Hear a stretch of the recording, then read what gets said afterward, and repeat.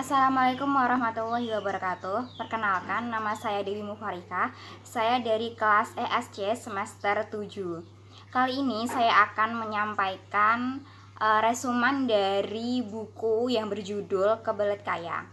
Oke, sebelumnya saya akan menyampaikan terlebih dahulu identitas dari buku ini. Buku ini berjudul Kebelet Kaya, kumpulan jurus inspiratif dari pengusaha kelas kecil hingga kelas dunia. Penulis dari buku ini adalah Mardiguna WP. Penerbit dari buku ini adalah PT Tangga Pustaka yang diterbitkan pada tahun 2009 di Jakarta. Jumlah halaman dari buku ini adalah 174 halaman. Buku ini membahas tentang cara menjadi seorang entrepreneur yang sukses dan kaya dengan disertai sifat kejujuran, kesetiaan, dan kebenaran.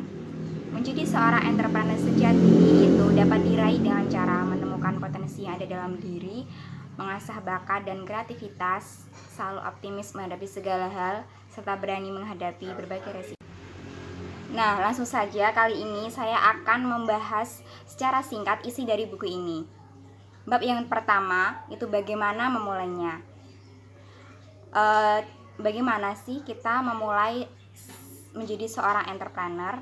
Yang pertama kita lakukan adalah kita harus berani. Jangan terlalu berpikir panjang akan resiko-resiko yang akan terjadi. Kita pasti bisa menghadapinya. Jangan pernah menunda kesempatan yang ada. Yang kemudian kita bisa bekerja sama dengan orang lain. Misalkan kalau kita agak punya banyak modal tapi kita punya ide dan bakat, kita dapat memilih kerjasama dengan orang-orang yang kita percaya. Oke, bab yang ketiga yaitu membidik pasar. Yang pertama, memprediksi sebuah fenomena. Nah, dalam berbisnis kita itu harus dapat memprediksi sebuah fenomena.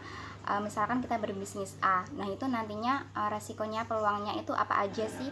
Nah, kita itu harus dapat memprediksi hal tersebut. Misalkan resikonya itu nanti seperti apa, ntar kita menyelesaikannya itu bagaimana, menghadapi resiko tersebut itu bagaimana, seperti itu. Dan kemudian yang kedua itu jeli menangkap perbedaan. Tentunya setiap masyarakat itu memiliki karakteristik yang berbeda-beda. Nah, dengan hal tersebut kita itu harus dapat menerima semua perbedaan-perbedaan dari masyarakat tersebut. Yang kemudian yang ketiga itu membangun komunitas. Dengan kita membangun komunitas bisnis, tentunya kita dapat mengenal orang-orang baru dengan pengalaman bisnis yang berbeda. Nah, dari pengalaman orang-orang tersebut kita dapat mengambil pelajaran dari mereka. Bab yang keempat yaitu hati seorang entrepreneur. Yang pertama, seorang entrepreneur itu harus bisa belajar dari kesuksesan maupun kegagalan. Yang kedua itu kita bisa mengelola stres. Nah, itu kita bisalah mengelola keadaan pikiran kita, hati kita supaya kita tidak stres. Nah, kemudian fokus pada masalah dan mencari solusinya. Nah, apabila seorang pembisnis itu dihadapkan pada sebuah masalah, kita harus fokus pada masalah tersebut. Kemudian gimana sih cara menyelesaikan masalah ini?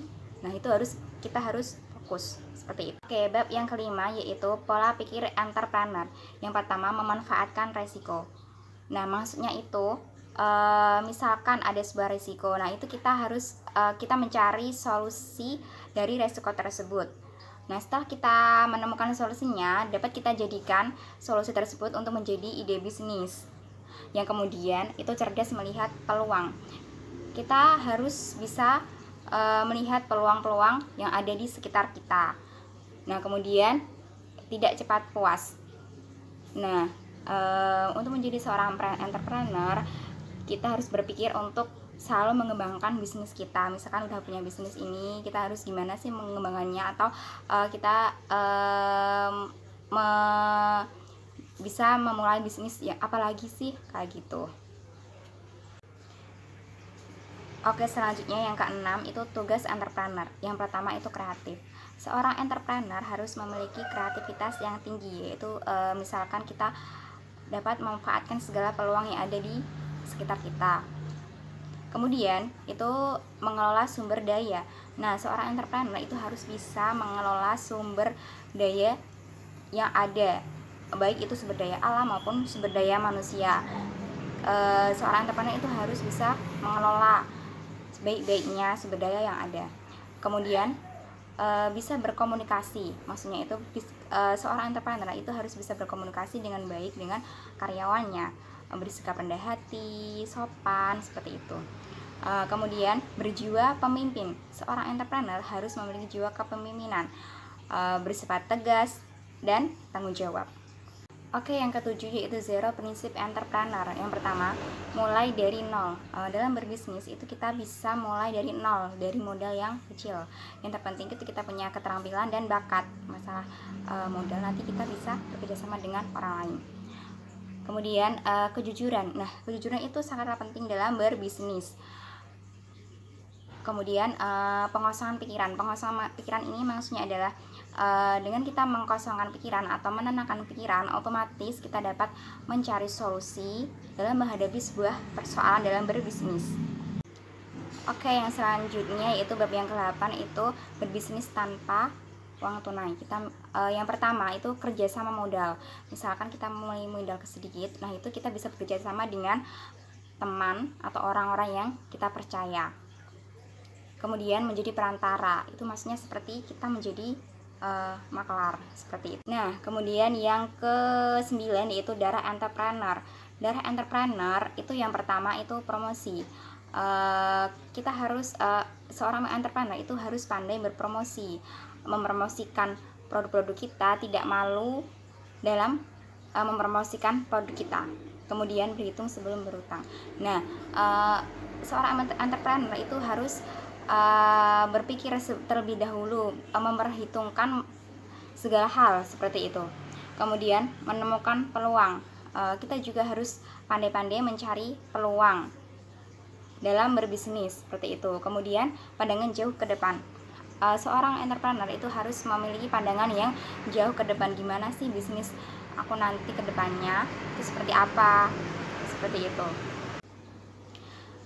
Kemudian yang ke-10 yaitu aturan main entrepreneur. Yang pertama itu berpikir positif. Sebagai seorang entrepreneur kita harus memiliki pikiran yang positif. Jangan takut dalam menghadapi berbagai halangan yang ada. Kita selalu berpikir bahwa kita dapat menghadapi semua itu, kita dapat menyelesaikan semua resiko-resiko tersebut. Kemudian tidak pelit ilmu. Nah, kita juga harus bisa berbagi ilmu dengan orang lain. Kemudian berinvestasi. Nah, dalam berbisnis itu kita juga membutuhkan investasi. Maksudnya itu kita tidak boros dalam aturan keuangan seperti itu. Kemudian strategi promosi. Kita juga harus bisa memiliki strategi promosi yang supaya orang lain itu tertarik, orang lain itu membeli produk kita, seperti itu. Kemudian yang ke-11 yaitu budaya entrepreneur. Yang pertama, belajar dan selalu memberikan yang terbaik. Seorang entrepreneur itu harus selalu belajar dari segala hal, belajar dari segala kesuksesan ataupun kegagalan dan pengalaman-pengalaman, serta selalu memberikan usahanya yang terbaik. Kemudian sportif dan tanggung jawab. Seorang entrepreneur itu harus memiliki tanggung jawab yang tinggi dalam bisnisnya. Kemudian memiliki daya juang. Nah, seorang entrepreneur itu harus memiliki daya juang yang tinggi, tidak mudah putus asa, serta menunda kesenangan, seperti itu. Nah, yang kemudian itu sikap entrepreneur. Yang pertama itu modal dari orang lain. Maksudnya kalau kita misalkan tidak memiliki modal, tapi kita memiliki keterampilan, kita dapat bekerja sama dengan orang lain yang memiliki modal.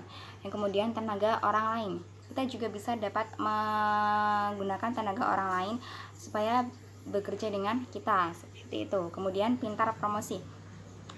Seorang entrepreneur itu juga harus pintar-pintar dalam mempromosikan sebuah produknya. Dia itu tidak malu dalam mempromosikan produknya,